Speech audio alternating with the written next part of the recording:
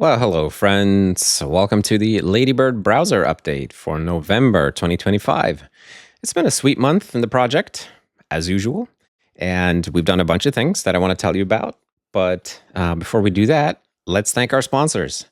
As you know, the Ladybird is funded entirely by sponsorships and donations from companies and people who care about the open web, and they want us to build an independent implementation of it.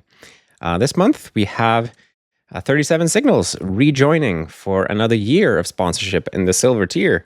So they joined us a year ago and now they've joined again. So very, very awesome. Really appreciate the support from you guys. Thank you so much. And we also have two new sponsors in the copper tier, Corsiv and Andrew Mead. So welcome to the both of you as well. Thank you so much for supporting our mission. All right, so let's look at November 2025.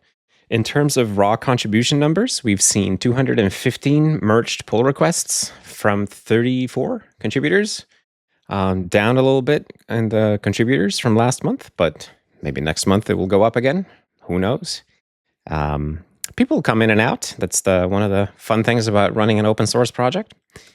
And if we look at the web platform tests, which is the main correctness benchmark that we track, we have 7,629 new passing tests for a total of 1,972,257 passing subtests total.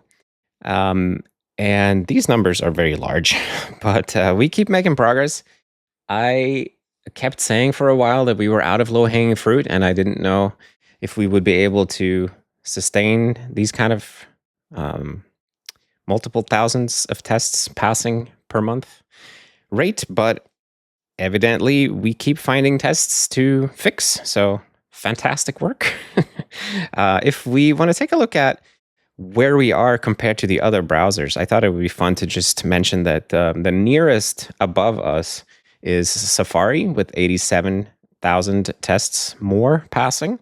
Then we have Firefox with 98,000 more tests passing, and finally Chrome with 148,000 more tests passing. So, this web platform tests obviously is just a suite of tests. It doesn't mean that just because you pass all the tests doesn't mean that you have a great browser. But it is the biggest test suite for browser correctness. So obviously it does say something. It just doesn't tell the full story. And it's just nice to have a number to track. And even if we're not targeting the test specifically all the time, it still improves by itself just by making our browser better. So it's interesting to have something. And this gives you some idea of how far away we are from the nearest big engine competitor. But more visually, this is a slide with all the top 6 browser engines last month, where they were on the web platform test. And if we fast forward to today, we are a little bit improved, all of us. If I toggle back and forth here, you can see that, it's not really about the specific numbers, but more about just understanding that this is something that incrementally improves over time. And we try to do our best to improve a little bit more than everybody else so that we can catch up. But for a healthy web ecosystem, you want all browsers to always be improving, right? And that's what we're seeing. So that's fantastic. Now, the web platform test famously has more than half of its score comes from Asian text encoding. So I like to do a separate slide here where we take those out just to give the score a little bit more, clarity. So here is a month ago without the Asian text encoding. And we fast forward, we can see once again a bit more clearly that everybody's moving forward incrementally. So that is fantastic. Okay. Now the historical slide, we can see here as well how things have looked over the last 11 months, I guess. Everybody's trending up in the right direction. We see Ladybird and Flow sort of taking turns being in 4th place. We are now in 4th place. We also see Firefox and Safari fighting over the 2nd place, which is neat to see. Really good to see that Firefox apparently got some got some fire in their hearts again and started improving stuff. So very, very cool. Okay. So some new stuff that we've done this month.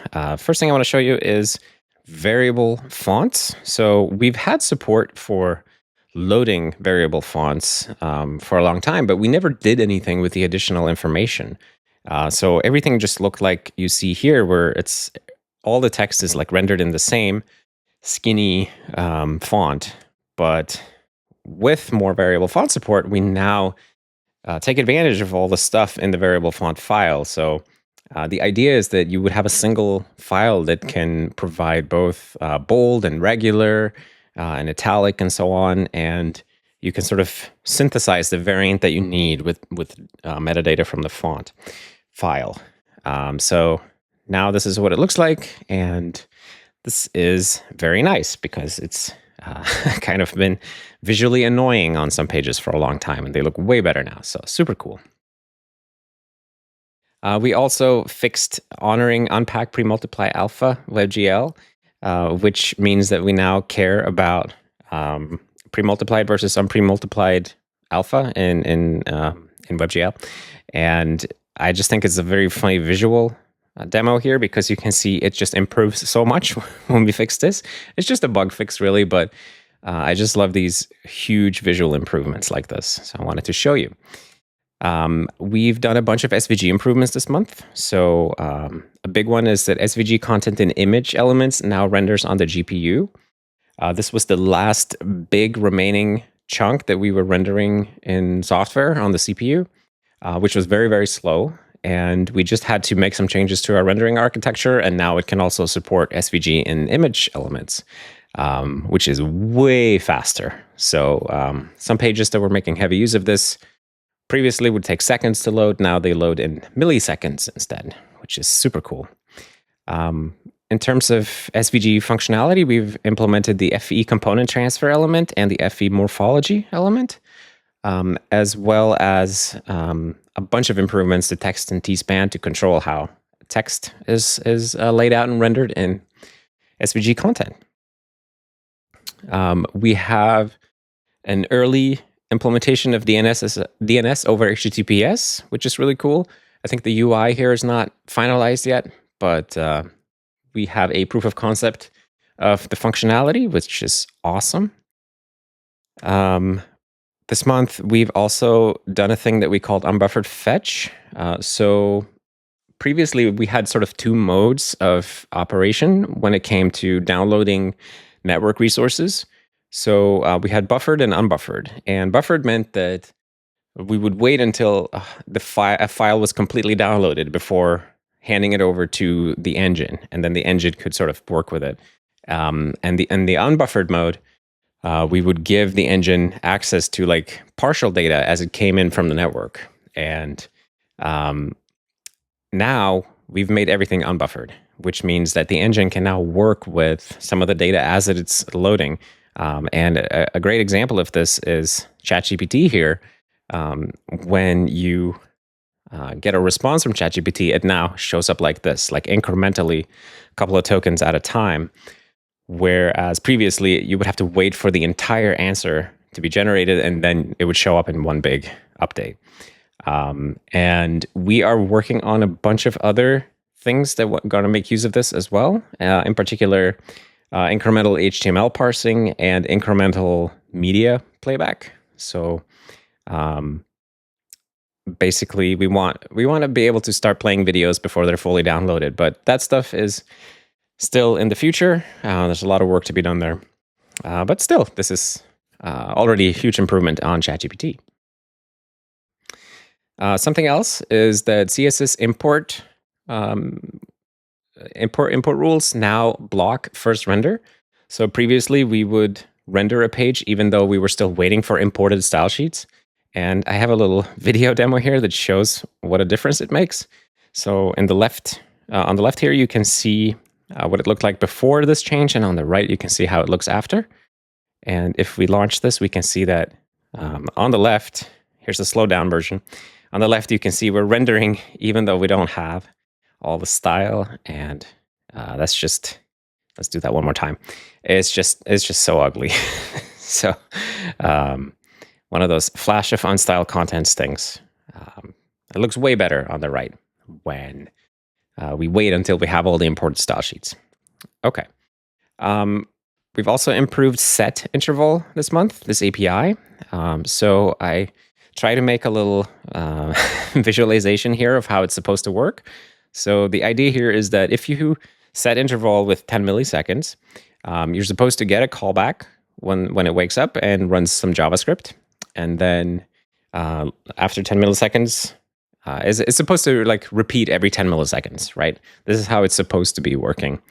And it's how it works in other browsers. But what we were doing was a little bit different. So what we were doing was this.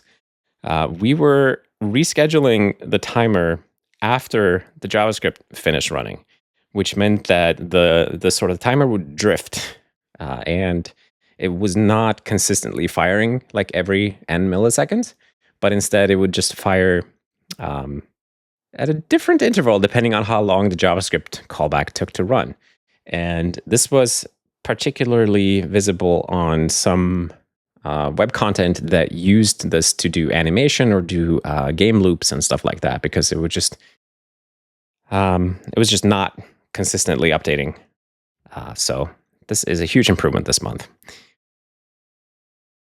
And kind of a big milestone is that I think the first Christmas gift has been purchased with Ladybird, at least the first that I know of. So Luke was able to go into a Shopify store and buy an Elder Emo coloring book, whatever that is, and pay for it and ship it. And I'm told that it actually showed up, and the correct item showed up as well. So that is very, very cool. It's been a long-term thing to try to buy something from a Shopify store, and we were finally able to do it. Now there's a lot more work to do here, both visually and like functionality wise and performance wise. But man, this is very awesome. I love it. Okay, so let me give you a little demo of where we are with Ladybird right now. So let's do things a little bit differently today. We're going to run the Ghosty terminal, but we're going to run it in Ladybird because there's this fun project here that lets you run Ghosty in your browser. And I want to run it in Ladybird. So we'll see. I think it needs to be HTTP. Okay, there we go. So now we have a terminal. And we can run Ladybird from here. And by the way, this is the full Ghosty terminal running as a WASM bundle or whatever you call it. Pretty cool. Okay, so we're going to run Ladybird, and then we'll go to ladybird.org, which actually I need to show you. It loads quite a lot faster than it used to because we have all these SVGs as image element here. So what we normally do is we visit new sponsors. So this month we have 37 Signals renewing their sponsorship. And we also have Cursive and Andrew Mead. So we'll take a look at these websites. 37 Signals, I think a year ago when they first sponsored us, this site was working already pretty nicely. It had some glitches. I think we've taken care of all of them. Looks pretty good at least. And can open some of their product sites here. Here's Hey, which uses a lot of CSS import rules, as I mentioned earlier. Fizzy, I think they launched today. So some new Kanban board thing. And these sites just look pretty good, I say. And then we hit this part here, which probably is not supposed to look this way. So we do have to investigate that. The Hey website was looking pretty good. And let's take a look at Cursive. So this is learn AI skills to advance your career and stay competitive. I don't know if this is something I can interact with here, but the website looks nice and smooth, performant. These things work. Everything here looks kind of like it's working right. I'm sure. I don't know. I don't notice anything obviously wrong. So that's cool. Thank you very much to Corsa. And here's Andrew Mead's website. And I'm going to take the opportunity to do a little pinch zoom here just because I like it. Andrew hosts PHP Philly, a bi-monthly meetup for PHP artisans, presumably in Philadelphia. Sounds wholesome. Big thanks to Andrew for sponsoring Ladybird as well. Ooh, the back button. Back button doesn't work. Can't get back to Andrew's website. Well, we need to fix that as well. Okay, so thank you very much to our new sponsors. And then I wanted to show you two little things. So the first one is this thing with Diablo. So I was working a bunch on getting Diablo performance good in Ladybird. And oh, dang. I don't have to enable the disk cache anymore. So let me do that. It's on by default, actually. HTTP disk cache. Okay, so here is Diablo.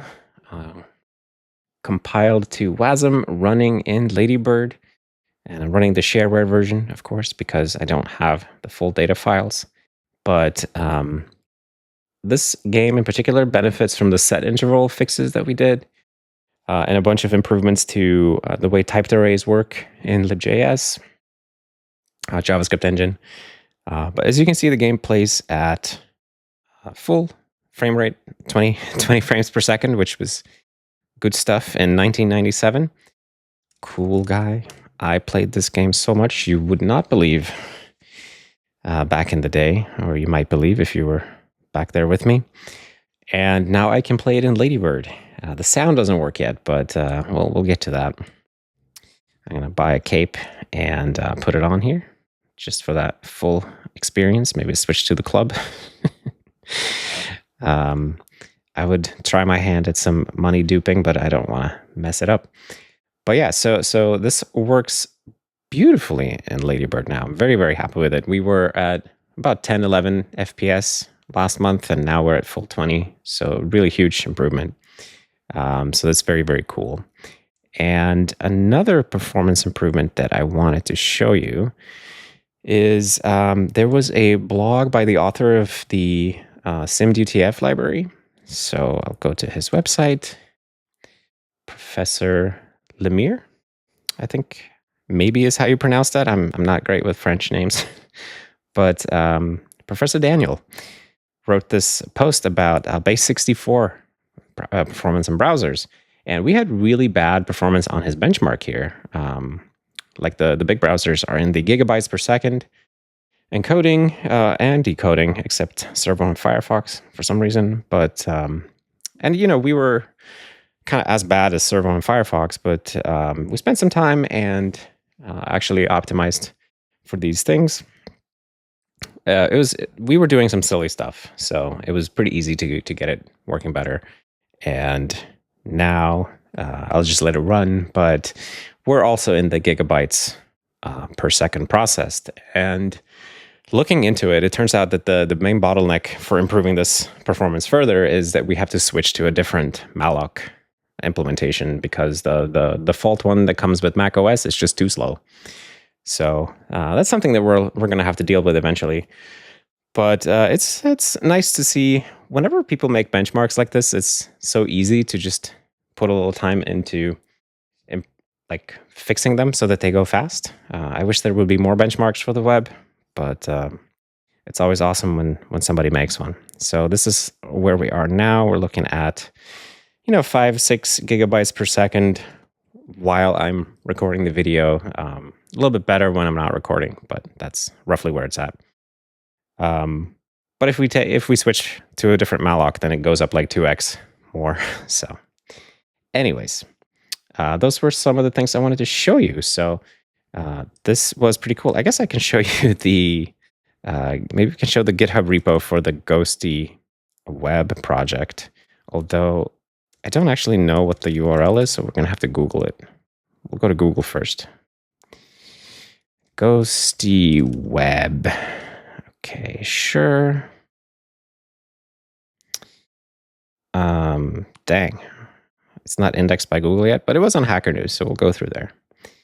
Coder. Oh, that's a Cool GitHub name. So Coder made this apparently. So if you want to check out the terminal that I'm using here to launch Ladybird in Ladybird, then it's Ghosty Web. And yeah. Cool. So before we go, I want to thank everybody who contributed code in November. This is a list of everyone who has a commit in the Git repo this month. Thank you all so much for working on Ladybird. And of course, thank you to everybody who reported bugs or helped out in some way. And it's awesome that so many people are pitching in and continuing to grow this project and maturing it and making it better. Very, very cool. And of course, thank you as well for watching this video, for keeping up to date with the project. If you're interested in becoming a browser developer like us, come join our Discord, have a chat, see if you can find something interesting to work on. We are onboarding new people every week, and it is fantastic. A lot of people finding that they really enjoy browser development, so maybe you should take a chance. Anyways, come to our Discord. And if you're interested in sponsoring Ladybird, reach out to us via the website, please.